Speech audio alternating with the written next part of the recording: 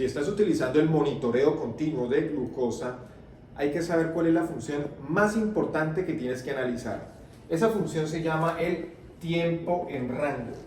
¿Qué significa el tiempo en rango?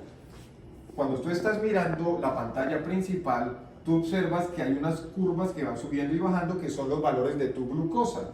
Eso tiene una línea sombreada. Esa línea sombreada se tiene que configurar. Y la configuración depende si eres diabético o si no eres diabético. Si no eres diabético, la configuración que tienes que ponerle es entre 70 a 140 miligramos por decilitro. Si eres diabético, esa configuración la tienes que colocar entre 70 a 180 miligramos por decilitro. El tiempo en rango es el tiempo en que la glucosa se encuentra en el rango deseado. Si yo no tengo diabetes, el tiempo en rango deseado es de 70 a 140 miligramos por decilitro. Si mi glucosa todo el tiempo está en ese rango, pues yo siempre voy a tener una hemoglobina glucosilada, un promedio de glucosa que es normal. Ahora, si yo tengo diabetes, lo ideal es que el tiempo en rango, o sea, todas estas curvas estén entre 70 a 180. Eso garantiza que mi glucosa esté lo mejor posible y en metas. Entonces, ¿qué empezamos a observar aquí de aquí en adelante? ¿Qué interpretamos?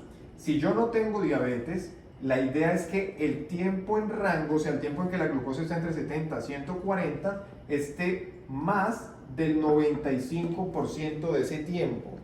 Dicho de otra manera, que la glucosa esté menos del 5% del tiempo arriba de ese rango.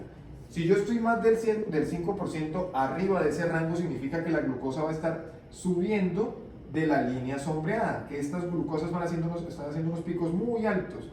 Y si esos picos muy altos son más del 5% o el 7% del tiempo, significa que el riesgo de una persona sin diabetes de tener diabetes se incrementa.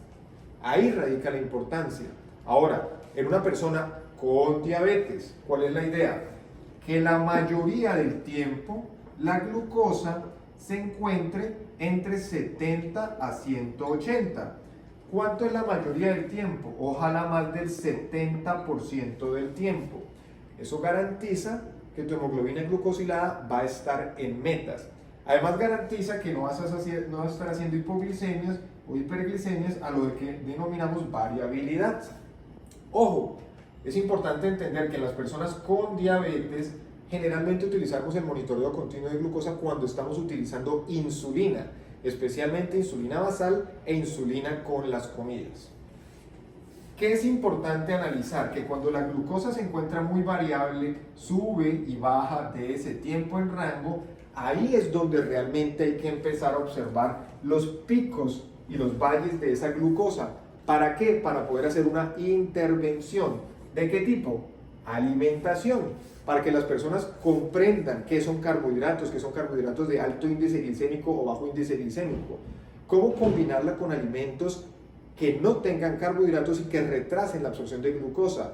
Proteína, grasas, vegetales, para que los picos de glucosa sean suaves y la mayoría del tiempo puedas estar en rango. ¿Cuál es el mensaje final?